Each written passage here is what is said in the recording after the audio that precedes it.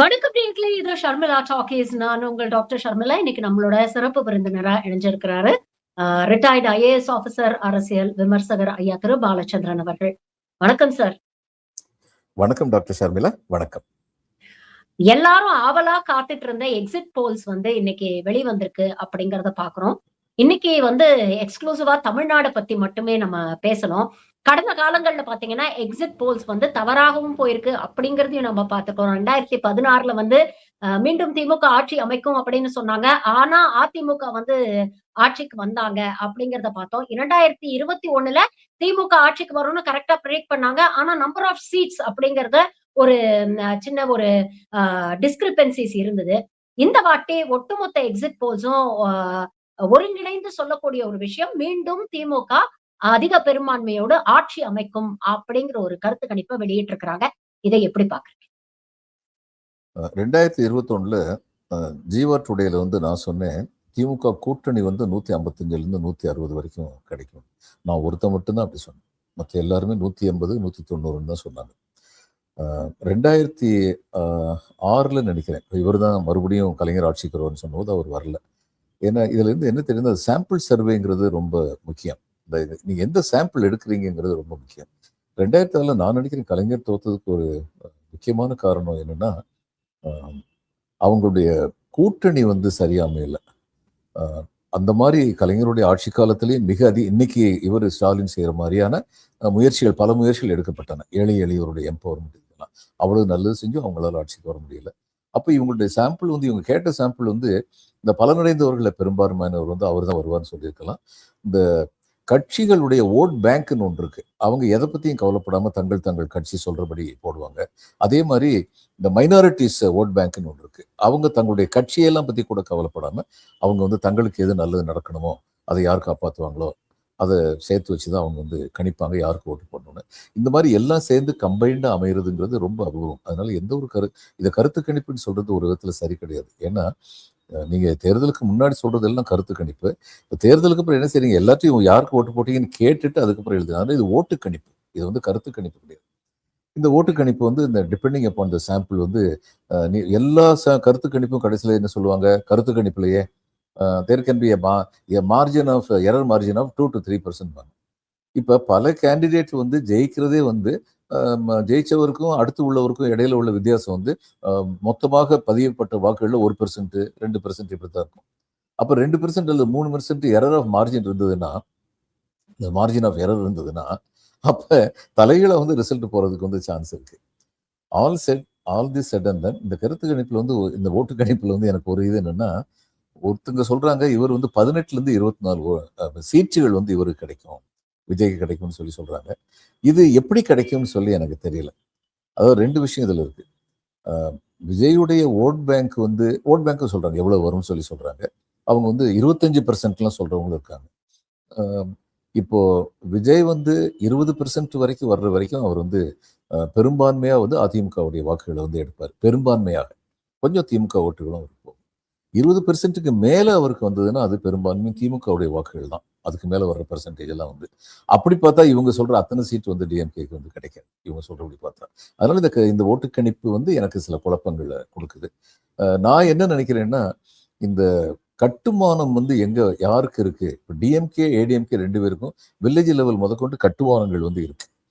அந்த வாக்காளர்களை இதுக்கு ஓட்டுச்சாவடிகளுக்கு கூட்டு போறதுக்கான ஏற்பாடு பண்றது, ஒவ்வொருத்தர் ஓட்டிங் ஸ்லிப்பை ஒவ்வொரு வீட்லையும் கொண்டு கொடுத்து இந்த மாதிரி இந்த சின்னத்துல ஓட்டு போடுங்கன்னு சொல்லி கேட்கறது, இதெல்லாம் விஜய் நம்புறாரு. விசில் அடிச்சிருவாங்க, அடுத்து நான் விசில்னு சொன்னோன்னே எல்லாருமே விசிலுக்கு போட்டுருவாங்கன்னு. அப்படியும் சில வாக்குகள் விடும். அவர் எங்கேயுமே போகாம இருந்தாலும் அந்த ஆக்டருங்கிறதுனால ஏற்பட்ட கரிஸ்மானால அவருக்கு எல்லா இடத்துலையும் சில வாக்குகள் விடும். ஆனா அவருக்கு இந்த 18 சீட் வரும், 24 சீட் வரும்னு சொல்லி நான் நம்பல. அதே மாதிரி 120ல இருந்து 125ல இருந்து 140ன்னு சொல்லி நான் நம்பல. அதுக்கு மேல வரும் திமுகவுக்கு அப்படின்னு சொல்லி நான் நினைக்கிறேன். 160ல இருந்து 180 வரைக்கும் திமுக கூட்டணி பெற முடியும். இப்ப இவங்களுக்கு அதிமுகவுக்கு வாக்கு குறையறதுக்கு காரணம் ரெண்டு காரணங்கள். திமுகவுடைய பாசிட்டிவ் ரோல், திமுக ஆட்சியில் குறை இருக்கு. ஆமா, ரெண்டு பெரிய குறைகள் இருக்கு. இந்த போதை பழக்கம் தமிழ்நாட்டில் இருக்குங்கிறது உண்மை. ஆனா அந்த போதை பழக்கம் இருக்கிறதுக்கு காரணம் பல காரணங்கள் இருக்கு. அனைத்து இந்திய அளவில் போதை பழக்கம் இருக்கு, உலக அளவில் இருக்கு. இங்க வந்து கெமிக்கல் சப்ஸ்டன்சஸ் எல்லாமே வந்து வெளியில இருந்து வருது. இந்த மாதிரியான பல காரணங்கள் மக்கள் அதை உணர்ந்திருக்காங்க. இந்த வெளியிலிருந்து வர்ற போதைப் பொருட்களை வந்து தடுக்கிற அதிகாரமும் ஆற்றலும் பெற்றது வந்து ஒன்றிய அரசு தான். அவங்க குஜராத் வழியா வர்றதெல்லாம் பத்தி என்ன செய்யறாங்கன்னு இவங்க கேள்வி கேட்டாங்கன்னா அவங்களுக்கு அதுல பதில் இல்லை. அதனால போதைப் பொருள்ங்கிறது வந்து ஒரு எக்ஸிஸ்டிங் ஈவல். அதே மாதிரி லஞ்ச ஊழல்ங்கிறது வந்து இருக்கு அப்படின்னா, லஞ்ச ஊழல் வந்து காமராஜர் காலத்துல இருந்தது. காமராஜ் காலத்துல இருந்தது, கலைஞர் காலத்துல இருந்தது, எம்ஜிஆர் காலத்துல, ஜெயலலிதா காலத்துல, எல்லார் காலத்துல, அதுக்கு முன்னாடி வெள்ளைக்காரன் காலத்துல இருந்தது. லஞ்ச ஊழல்ன்றது எல்லா காலத்திலுமே இருந்தது. மக்கள் வந்து இந்த லஞ்ச ஊழலை தடுத்து நிற்பதுங்கிறது மக்களால மட்டும்தான் முடியும். மற்றவங்களாம் இந்த அறப்போர் இயக்கம் மாதிரி நல்ல உள்ளம் கொண்ட இளைஞர்கள் வந்து தொடர்ந்து போராடிட்டு இருக்காங்க. அது போற்ற தகுந்தது. இப்போ நீங்க வந்து ஒரு இண்டஸ்ட்ரியலிஸ்ட் வைங்க, நான் வந்து கவர்மெண்ட்ல உட்காந்துக்கிட்டு இருக்கேன். உங்களுக்கு முக்கியமான ஒரு பெர்மிட் தேவைப்படுது. நான் சொன்ன 5,00,000 ரூபா வேணும்னு சொல்லி கேட்குறேன். நீங்க ஒன்று என்கிட்ட இல்லைங்க ரொம்ப ஜாஸ்தியா இருக்கு, அவ்வளோலாம் கேட்காதீங்க அப்படின்னு அப்படி நெகோஷியேட் பண்ணி 3,00,000க்கு செட்டில் ஆயிட்டோம்னு வைங்க. நம்ம 2 பேரும் அதை பத்தி வெளியே பேச போறதே இல்லையா? அப்ப அந்த லஞ்சத்தை பத்தி வெளியில பேச்சே வராது. எப்ப பேச்சு வரும்? நான் 5,00,000 விடாப்படியா நிற்கும் போது நீங்க வந்து அனாவசியமா அயோக்கியத்தனமா இருக்கு, கொள்ளையடிக்கிறாங்க, நான் பாடுபடுறதுக்கு இந்த ஆளுக்கு ஏன் காசு கொடுக்குன்னு சொல்லி நீங்க லஞ்ச ஒழிப்புத்துறைக்கு போறீங்கல்ல, அந்நேரம் அந்த விஷயம் வந்து வெளியில வரும். அப்போ மக்கள் வந்து இதை எதிர்த்து போராடும் போதுதான் இன்னும் அப்படிப்பட்ட ஒரு சூழ்நிலை, சாதகமான சூழ்நிலை அமையவில்லைங்கிறது ரொம்ப துரதிருஷ்டவசமானது. ஆனா இன்னைக்கு மக்கள்கிட்ட இருக்க ஒரு டிஸ்டர்பிங் ட்ரெண்ட் என்னன்னா, சரி எல்லாரும் தான் வாங்குறேன், இவனும் தான் வாங்குறேன், நம்ம வேலை நடந்தா போதும் அப்படிங்கிற ஒரு மனப்பான்மை வந்திருக்கு.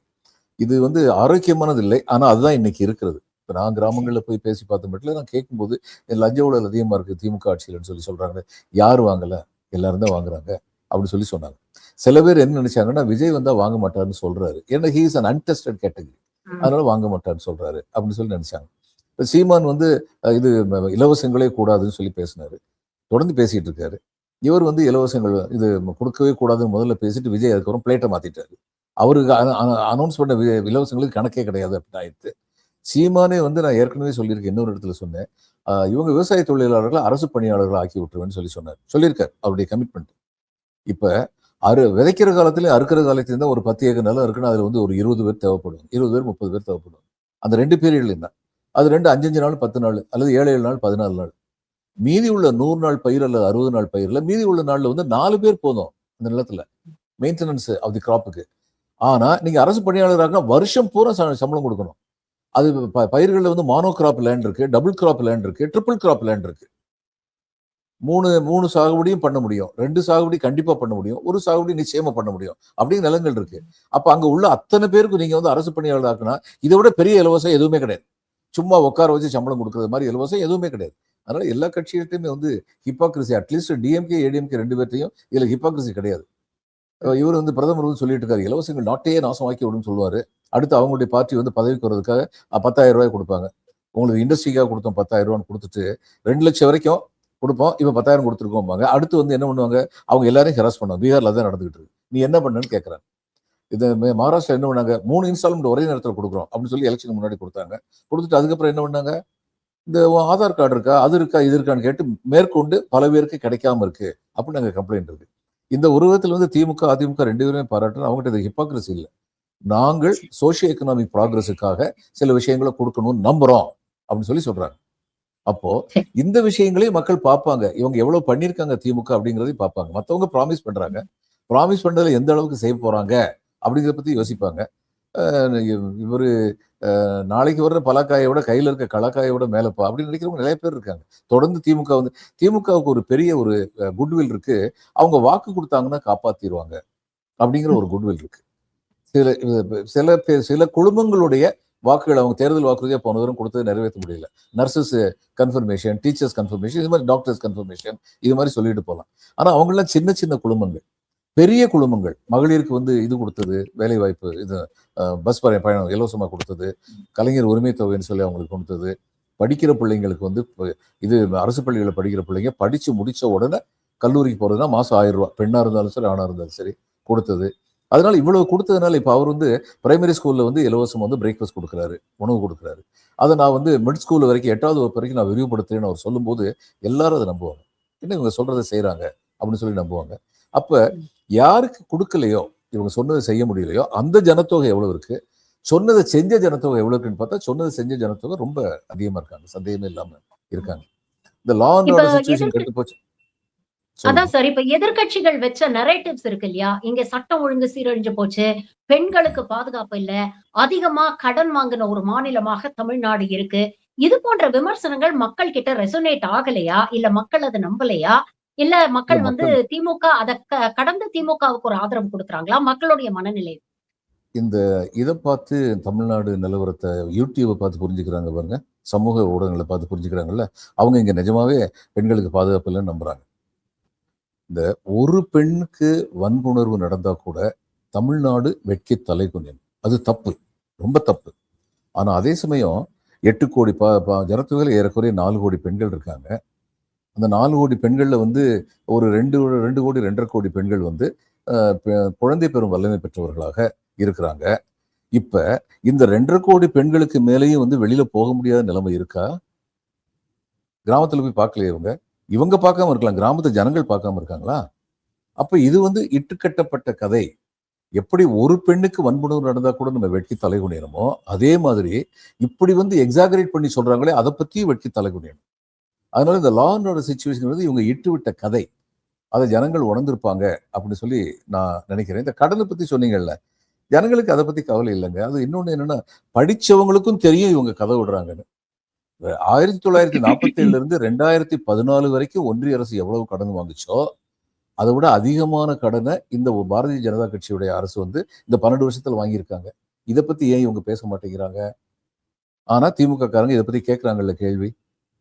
இன்னொன்னு, இப்ப நான் இதுல போய் ஒரு கடன் கேட்கறேன்னு சொல்லி வைங்க, ஒரு பேங்க்ல போய். என்னுடைய கெப்பாசிட்டி பார்த்துட்டு அவர் எனக்கு 10 லட்சம் ரூபா கொடுப்பாரு.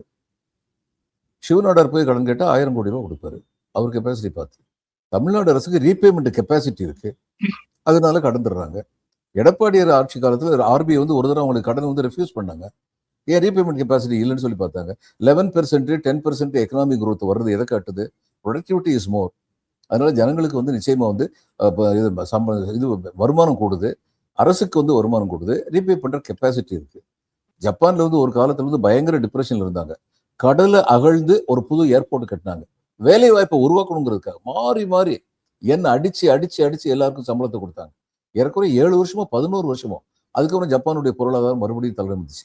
அவங்களுடைய செயல் என்னன்னா, பொருளாதாரம் ஓரளவுக்கு கீழே போயிருந்துக்கு அந்த நேரத்துல மக்கள் சோர்ந்துடக்கூடாது, அந்த மக்களுடைய வேலை வாய்ப்புகள் இல்லாம போயிடக்கூடாதுன்னு சொல்லி நினைச்சாங்க. அதனால இந்த மாதிரி பற்றாக்குறை பட்ஜெட் போடுறதுங்கிறது வந்து எல்லா நாடுகளும், வளர்ந்த நாடுகள் எல்லாத்துலயும் இருக்கு. தமிழ்நாட்டிலும் இருக்கிறத பத்தி கவலைப்படக்கூடிய அளவுக்கு இன்னும் அவங்க கடன் வாங்கல. அதுல சம்மந்தமே கிடையாது, சந்தேகமே கிடையாது. அதனால இன்னொன்னு, ஒவ்வொருத்தர் உன் தலைமையில 3.5 லட்சம் ரூபாய் கடன் இருக்குன்னு சொன்னா, காலைல எந்திரிக்கும் போது வேண்டாம், ஐயோ போலீஸ்காரன் வந்துடும் 3 லட்சம் கேட்பானு யோசிக்க போறான். இதெல்லாம் இவங்க இட்டு விட்ட கதை.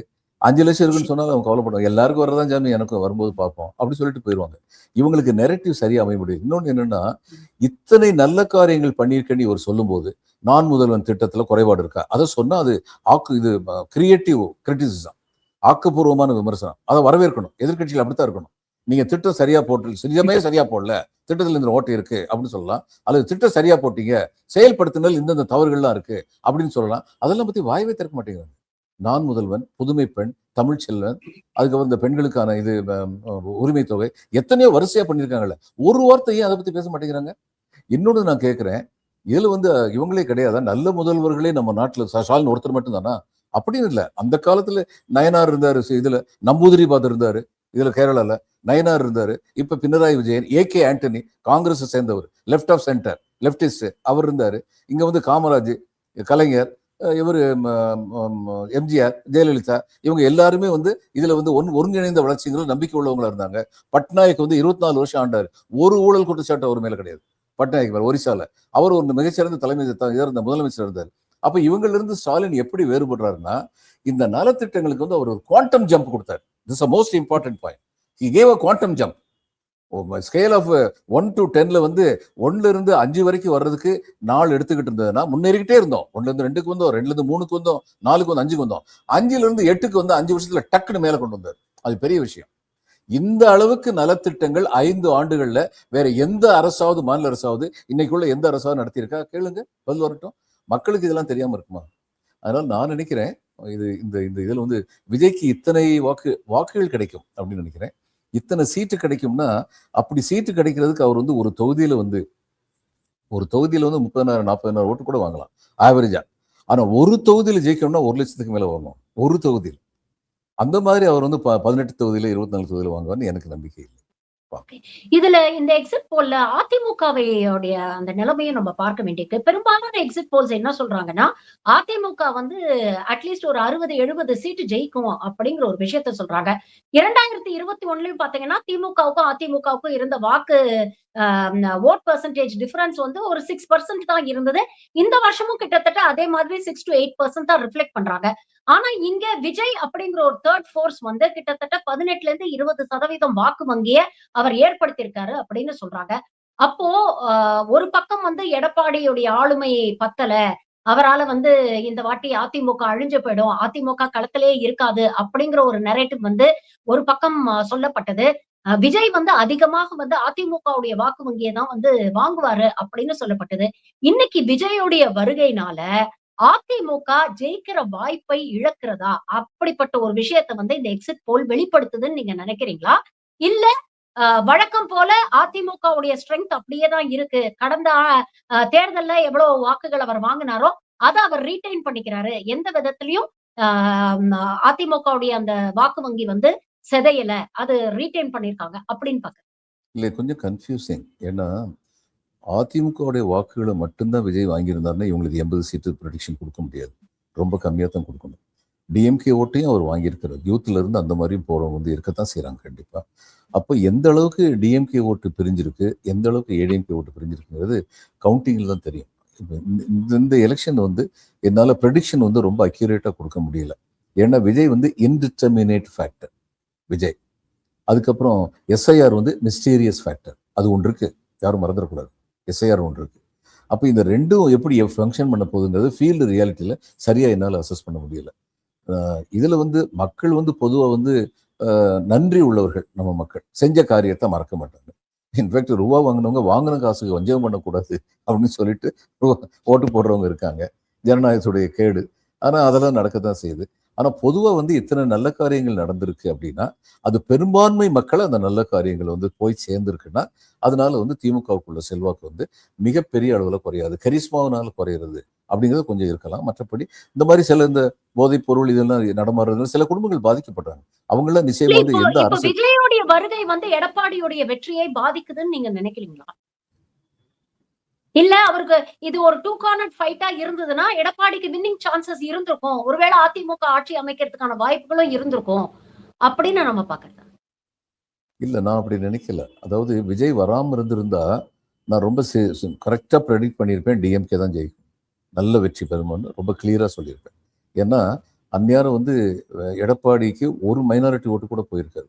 இன்னைக்கு இவர் ஓரளவுக்கு பிரிக்கிற மைனாரிட்டி ஓட்டு கூட அந்த மாதிரி பிரிஞ்சிருக்காது. எல்லாமே திமுகவுக்கு போய் சேர்ந்திருக்கும். அதனால அவங்க வந்து மிகப்பெரிய வெற்றி அடைஞ்சிருப்பாங்க. விஜய் வந்ததுனால திமுகவுடைய சில மைனாரிட்டி ஓட்டுகள் அவர் பக்கம் போறதுக்கு வாய்ப்பு இருக்கு. அதிமுகவுடைய பல வாக்குகள் அவருக்கு போறதுக்கு வந்து வாய்ப்பு இருக்கு. இந்த ஆன்டி இன்கம்பன்சின்னு சொல்றாங்கல்ல, அது வந்து ஆன்டி இன்கம்பன்சி வந்து இன்னைக்கு இல்லை. ஆட்சிக்கு எதிரான மனநிலை உள்ளவங்க எப்பயுமே இருப்பாங்க. எம்ஜிஆர் வந்து அவர் தோத்ததே இல்லைன்னு சொல்றாங்க. அவர் வந்து எப்பயுமே 130க்கு மேல அவருக்கு சீட்டு வாங்கினதே கிடையாது. அவர் வந்து காங்கிரஸ் கூட கூட்டணி தனியா வந்து அவர் நின்னதே கிடையாது. அதனால அவருக்கு வந்து தன்னுடைய பலம் தெரியும், தன்னுடைய பலவீனமும் தெரியும்.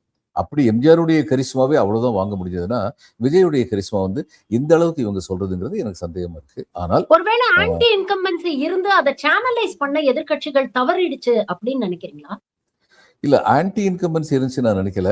அரசுக்கு எதிரான எதிர்ப்புணர்வை சேனலைஸ் பண்றது தவறிட்டேன். ஆன்டி இன்கம்பன்சி என்னன்னாங்க, டோட்டலா வந்து அரசு மேல அதிருப்தி, அது ஆன்டி இன்கம்பன்சி. ஆனா அப்படிப்பட்ட டோட்டல் அதிருப்திங்கிறத நான் பார்க்கல. ஆனா அரசுக்கு எதிரான எதிர்ப்புணர்வு இருக்கத்தான் செய்யுது. அதை தவிர ஓட் பேங்க்னு ஒன்று இருக்கு. செத்தாலும் சரி உதயசூரியன் தான் ஓட்டு அப்படின்னு சொல்லி இருக்கவங்க இருக்காங்க. நாங்க செத்தாலும் ரெட்டை இலை தான் அப்படி சொல்றவங்க இருக்காங்க. அவங்க எங்கேயும் மாத்தி போட மாட்டாங்க. அப்ப மேல உள்ள ஒரு 25% வாக்காளர்கள் வந்து எந்த கட்சியும் சாராதவங்க, நியூட்ரல் பீப்புள். அவங்க ஒவ்வொரு தரமும் ஒவ்வொரு கட்சிக்கு ஓட்டு போடுவாங்க. தங்களுடைய வாக்குகள் வீணடிக்கப்படக்கூடாதுன்னு நினைப்பாங்க. நான் போடுற ஓட்டுனால எனக்கு பலன் இருக்கு, அந்த கட்சி ஆட்சிக்கு வரும்னு நினைப்பாங்க. அப்படிப்பட்டவங்க வந்து 2011 வந்து 2016 21 வந்து ரொம்ப அதிகமானவர்கள் வந்து இவருக்கு ஸ்டாலினுக்கு போடல. ஆனா இன்னைக்கு ஸ்டாலினுடைய ஆட்சியை பார்த்ததுக்கு அப்புறம் அந்த ஆட்கள்ல அதிகமான பேர் ஸ்டாலினுக்கு போடுவாங்கன்னு சொல்லி நான் நினைக்கிறேன். ஓகே. விஜய் அப்படிங்கிற ஒரு தேர்ட் ஃபேக்டர், ஒரு புது ஃபேக்டர் வந்து இந்த களத்துல இறங்கி இருக்கிறாரு.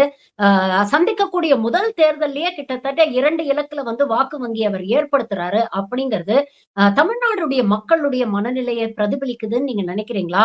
அ எப்படி பார்க்கறது? இவ்ளோ பெரிய ஒரு தாக்கத்தை விஜய் ஏற்படுத்தி இருக்கிறாரு அப்படின்னா, ஒண்ணுமே இல்லாம இவ்ளோ ஒரு தாக்கத்தை ஏற்படுத்த முடியுமா சார்? ஏதோ ஒரு விஷயம் அவர்கிட்ட மக்கள ஈர்க்குது அப்படின்னு தானே நம்ம பார்க்கணும். இல்ல ஒரு விஷயம் வந்து ஏற்கிறது என்னன்னா, 2 கட்சிகளுமே ஆண்டதிலே வந்து திரும்ப திரும்ப இவங்க பண்ற நல்லதோ, கெட்டதோ ஒரே மாரி தானே பண்ணிட்டு இருக்காங்க. இப்போ உதாரணம் லஞ்ச லாவண்யம். 2 பேர்ட்டயுமே லஞ்ச லாவண்யம் இருக்கு. இந்த ஆளு புதுசா வந்திருக்காரு. நான் வந்து சரியா பண்ண போறேன்னு செய்றாரு. அப்படிங்கிற நம்பிக்கையில வந்து போகலாம் இல்லையா? ஒரு ஒரு களைப்பு ஏற்படலாம் சில பேருக்கு. 2 கட்சிகள பத்தியுமே. அவங்க வந்து விஜய்ட்ட வந்து போலாம். விஜய்ட்ட ஒரு தடவ இவர் கட்சியில ஆட்சி வந்திருக்குன்னு சொல்லுவீங்க. அடுத்து 50 வருஷத்துக்கு விஜய் இருந்து அரசியல் பண்ணாருன்னா, ஒரு தடவ கூட ஜெயிக்க முடியாது. ஏன்னா, அது ஒரு கோமாளிகளின் ஆட்சியாகத்தான் இருக்கும். ஏன்னா, விஜய்க்கு அரசியல் தெரியாது. சுத்தி உள்ளவங்க யாருமே வந்து இந்த ஒருங்கிணைந்த வளர்ச்சி, அ ம development of the poor and the under privilege இதெல்லாம் நம்பிக்கை இல்லாதவங்க. அதனால அவங்க அது மாரி எதுவும் செய்ய மாட்டாங்க. ஒரே ஒரு தடத்துல எக்ஸ்போஸ் ஆயிருக்கு. இவரே வந்து என்னன்னாரு, விஜயகாந்த் என்னன்னாரு, முதல்ல 8+% வாங்குனாரு. அதுக்கப்புறம் என்னாச்சு? அவரால வாங்க முடியல. இத்தனைக்கும் விஜயகாந்த் வந்து தன்னளவுல வந்து பெரிய தான தர்மம்லாம் பண்ண ஒரு மனுஷன். அவருடைய இறப்புக்கு வந்த கூட்டம் வந்து அவருடைய கட்சிக்காக வந்த கூட்டம் இல்ல. அந்த தனிப்பட்ட மனிதருடைய நற்பண்புகளுக்காக வந்த கூட்டம். அவராலேயே ஒரு இம்பாக்ட் வந்து பண்ண முடியல. முக்கியமான காரணம் என்னன்னாங்க, இந்த கிரவுண்ட் லெவல் இன்ஃப்ராஸ்ட்ரக்சர் இருக்கு பாருங்க பொலிட்டிக்கல் பார்ட்டிக்கு. அது ரொம்ப ம். பெரிய விஷயம். இன்னைக்கு இதுலயும் மேற்கு வங்கத்திலயும் வந்து பிஜேபிக்குள்ள ரொம்ப பெரிய பிரச்சனை என்னன்னா, அவங்களுக்கு கிராமங்கள்ல அந்த இன்ஃப்ராஸ்ட்ரக்சர் இல்ல. அர்பன் ஏரியால இருக்கு. அந்த இன்ஃப்ராஸ்ட்ரக்சர் உள்ளவங்க தான். இப்ப காங்கிரஸுக்கு வந்து இன்ஃப்ராஸ்ட்ரக்சரே வந்து கிராமங்கள்ல தமிழ்நாட்டுல கிடையாது. பிஜேபிக்கு ஓரளவுக்கு இப்ப வந்திருக்கு. அண்ணாமலுடைய அரசியல் அப்ரோச் வந்து எனக்கு அது நிறைய அப்ஜெக்ஷன் இருக்கலாம். ஆனால் அவர் வந்ததுக்கு அப்புறம் ஒரு ரீஇக்னைட் பண்ணியிருக்காரு பார்ட்டியை கிராமத்து லெவல்ல. கிராமத்துல இன்னைக்கு ஒவ்வொரு கிராமத்துல ஒரு 4 பேர் பிஜேபின்னு சொல்லிட்டு ஒரு மோட்டார் பைக் எடுத்துட்டு திரிஞ்சுக்கிட்டு இருக்காங்க. இது நிஜம். இது யாராலையும் மறுக்க முடியாது. ஆனா காங்கிரஸுக்கு அது கூட இல்ல. ஏன்னா காங்கிரஸ் வந்து இவங்க டிஎம்கே அல்லது ஏடிஎம்கே முதுகுல சவாரி பண்ணி பழக்கப்பட்டு போயிட்டாங்க. அப்ப அவங்களுக்கு வந்து தனியா நின்னா சரி காங்கிரஸுக்கு வந்து ஒரு சீட்டு கூட கிடைக்கிறது கஷ்டம். தனியா நின்னா. இதுல கன்னியாகுமரியில கொஞ்சம் கிடைக்கும். அதை தவிர கன்னியாகுமரியில இன்னும் அவங்களுக்கு அந்த கிராமப்புறத்து வரைக்கும் அந்த இன்ஃப்ராஸ்ட்ரக்சர் இருக்கு. பொன்னப்ப நாடார் அன்னைக்கு ஆரம்பிச்சு வச்சது இன்னைக்கு வரைக்கும் இருக்கு. அதனால வந்து விஜய்க்கு அந்த மாதிரியான இது கிடையாது. இன்ஃப்ராஸ்ட்ரக்சர் கிடையாது. ஏடிஎம்கேக்கு இன்னைக்குள்ள பிரச்சனை வந்து நிச்சயமா மைனாரிட்டிஸ் வந்து பிஜேபி கூட இவங்க சேர்ந்திருக்கிறதுனால அது அவங்களுக்கு ரொம்ப பெரிய இழப்பு. சேர்ந்திருக்குது. நீங்க இவங்களுக்கு அண்ணாமலைன்னு சேர்ந்திருக்கிறதுனால சொன்னதுனால நான் இத கேட்கிறேன் சார்.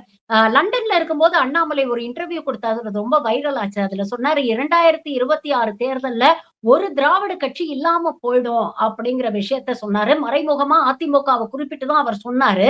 ஆனா பிஜேபியோடைய இலக்கு அதிமுகவை வலுவிழக்க செஞ்சு அவங்களுடைய இடத்த நாம பிடிக்கணும் அப்படிங்கிற அந்த கனவுல வந்து இந்த தமிழக மக்கள் மண்ணள்ளி போட்டாங்க அப்படின்னு நாம எடுத்துக்கலாமா? இன்னமும் பிரதான எதிர்க்கட்சியாக அதிமுக இருக்கு அப்படிங்கிறதே அதிமுக தன்னுடைய நிலைப்பாடை தங்களுடைய ஸ்ட்ரென்த் வந்து தக்க வச்சிருக்கிறாங்க அப்படின்னு பாக்குறேன். அதாவது அதிமுக இந்த இடத்துல ஆட்சியை பிடிக்க முடியலைன்னு சொன்னோடனே அதிமுகவுக்குள்ள எடப்பாடியாருக்கு வந்து எதிர்ப்பு குரல் எழும்பும். அதிமுகவுக்குள்ளேயே அதுதான் அவங்க விரும்புறாங்க. இப்ப சசிகலா அம்மையார் வந்து பிஜேபியுடைய ஆசீர்வாதம் இல்லாம கண்டெஸ்ட் பண்ணலன்னு நான் நினைக்கிறேன். இந்த சவுத்துல வந்து டிஎம்கேக்கு அதிகமா ஓட்டு கிடைக்கிறதுக்கு ஏற்கனவே வாய்ப்பு இருந்தது. அது இன்னும் பிரைட் ஆனதுக்கு காரணம் அந்த முக்குலத்தோருக்கு வந்து உள்ளிட ஒதுக்கீடு வன்னியரை கொடுத்ததுனால கோவம் இருந்தது. அந்த கோபத்தை காட்டுறதுக்கான ஒரு பிரதிநிதியா வந்து தினகரன் இருந்தார். இன்னைக்கு தினகரன் வந்து எடப்பாடியார் கூட போயிட்டாருங்கிறதுனால அந்த கோவப்பட்டவங்க எல்லாம் தினகரன் கூட போய் ஓட்டு போட மாட்டாங்க. அவங்க இன்னைக்கு சசிகலா அம்மையார் கூட போவாங்க, ஓபிஎஸ் கூட போவாங்க. அப்படிப்பட்ட ஒரு பெரிய ஹிமாலயன் பிளண்டர் வந்து இவர் பண்ணார் எடப்பாடியார். அதை செய்வதன் மூலம் ஓபிஎஸ்ஐ பலவீனப்படுத்தினார், தன்னை பலப்படுத்திக் கொண்டார். ஆனால் அதிமுகவையும் பலவீனப்படுத்தினார். அதான் ரொம்ப பெரிய ட்ராஜடி அவர் பண்ணது. இன்னைக்கும் இவங்க பிஜேபி வந்து இவர் அதிகமா தோற்கணும் தான் எதிர்பார்ப்பாங்க. உள்ளுக்குள்ள வந்து இன்னொன்னு இவங்க எவ்வளவு கஷ்டப்பட்டாலும் எடப்பாடியாற்ற உள்ள ஒரு பலம் என்னன்னா ஒரு லெவலுக்கு மேல இவங்க சொல்றதை அவர் கேட்க மாட்டேங்கிறார். 27 சீட்டுக்குள்ள அவங்களை அடக்கிட்டார்.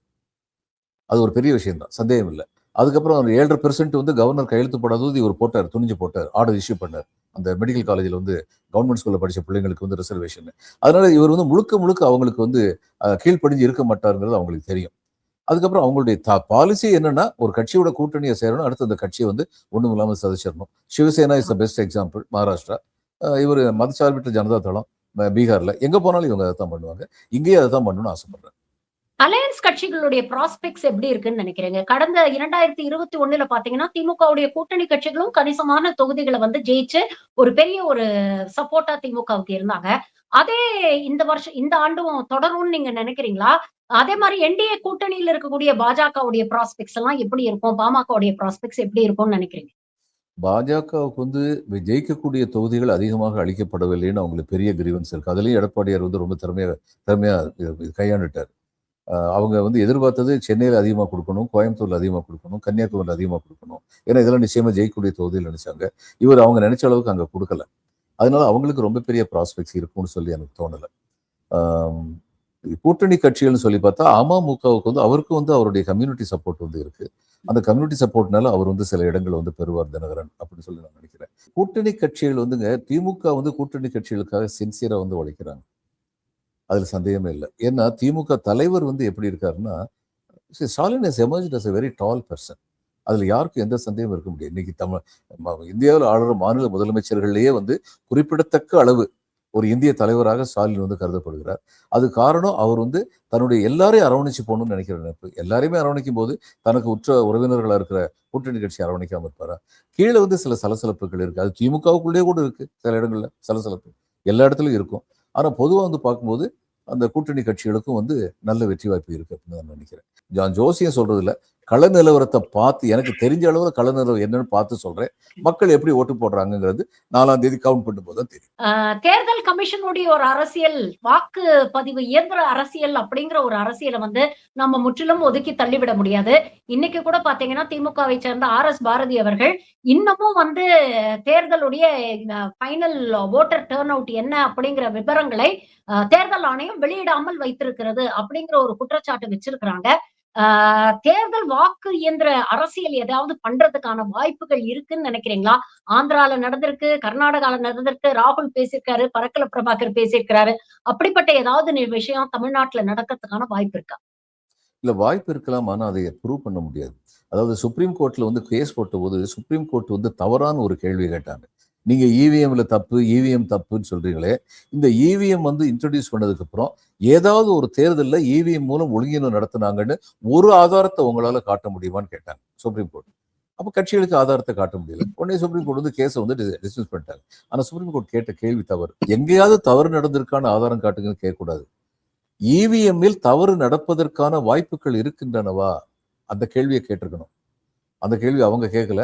இவங்களும் அந்த கேள்வி வந்து இவர் ஃபார்மர் பிரசிடென்ட் கலாமுக்கு வந்து அட்வைசரா இருந்த பொன்ராஜ் வந்து பல இடங்களில் சொன்னார், என்னால ப்ரூவ் பண்ண முடியும், இவிஎம்ல தவறு நடக்க முடியும் அப்படின்னு. He's a technocrat of very high order. அவர் வந்து பல பேருக்கு தெரியாது. இன்னைக்கு அமெரிக்காவில் உள்ள பல பெரிய பெரிய பதவியில் உள்ளவங்க இவர் வீட்டில் ஒரு 10 கம்ப்யூட்டர் வச்சுக்கிட்டு அவங்க சின்ன பிள்ளைகள் இருந்தபோது அவரை தன் வீட்டில் உட்கார வச்சு அவங்களுக்கு வந்து ட்ரைனிங் கொடுத்தவர். அந்த மாதிரி பொன்ராஜ் நிறைய பண்ணியிருக்காரு. Technically he is very strong. இப்ப அவரை வந்து இந்த கட்சிகள் பயன்படுத்தி இருந்தாங்கன்னா, இப்ப இது ஒரு 7-8 தரம் ஹியரிங் நடக்குதுன்னு வைங்க. ஒரு தரம் டெல்லிக்கு போறதுன்னா 1 லட்சம் ரூபாய் செலவழியும். அது என்ன பொன்ராஜால முடியுமா? அப்ப இவங்க வந்து ஸ்பான்சர் பண்ணி கூட்டு போயிருக்கணும். அதுல ரொம்ப பெரிய தப்பு பண்ணிட்டாங்க. அதனால இன்னைக்கு வந்து நம்ம வந்து ஒரு ரிசல்ட் வந்ததுக்கு அப்புறம் இவிஎம்ல தப்பு இருக்குன்னு சொன்னோம்னா அந்த தப்பு நம்மளால ப்ரூவ் பண்ண முடியாதுங்கும் போது அப்படிப்பட்ட ஒரு குற்றச்சாட்டை வைக்கிறதுல எந்த விதமான பலனும் இருக்காது. ஆனால் இவிஎம்மில் தவறுகள் நடப்பதற்கு வாய்ப்புகள் இருக்கின்றன அப்படின்னு டெக்னிக்கலி கம்பீட்டன்ட் பீப்புள் சொல்லியிருக்காங்க அப்படிங்கறத மட்டும் என்னால சொல்ல முடியும். ஓகே. இந்த தேர்தல் வந்து ஆரம்பத்துல ரொம்ப அன்பிரெடிக்டபிளா இருக்கும் அப்படின்னு சொன்னாங்க. ஆனா எக்ஸிட் போல்ஸ் வந்து பெரும்பாலான மக்கள் மீண்டும் திராவிட மாடல் 2.0 அமையணும், முதலமைச்சராக ஸ்டாலின் வரணும் அப்படிங்கிற ரீதியில வாக்களிச்சிருக்கிறாங்க அப்படின்னு சொல்லியிருக்கிறாங்க. பொறுத்திருந்து பார்ப்போம். மே 4ஆம் தேதி ரிசல்ட்ல யார் எவ்வளவு சீட்டு ஜெயிக்கிறாங்க அப்படிங்கறத பொறுத்திருந்து பார்ப்போம். பல்வேறு கருத்துக்களை இன்னைக்கு எங்களோட பகிர்ந்துட்டீங்க. உங்கள் நேரத்துக்கும் கருத்துக்களுக்கும் மிக்க நன்றி sir. Thank you very much for joining. வணக்கம் டாக்டர் ஷர்மிளா. வணக்கம்.